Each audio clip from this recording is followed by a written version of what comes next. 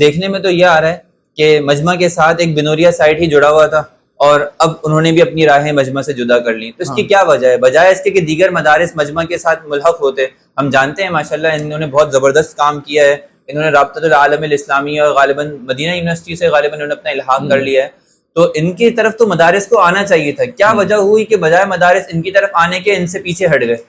اس میں اگر حقیقت کی بات کی جائے نا تو جامعہ بنوریا والے بھی یا جو دیگر نہیں آ رہے ہیں اب وہ نکل گئے، وہ سوشل میڈیا کے دباؤ میں آ گئے۔ وہ دباؤ اتنا تھا کہ سب نے مفتی عبدالرحیم صاحب، جامعۃ الرشید، مجمع کے خلاف اتنا طوفان برپا کر دیا کہ یہ کوئی گویا جیسے اسلام کے دائرے سے نکل گئے ہو نا۔ صحیح۔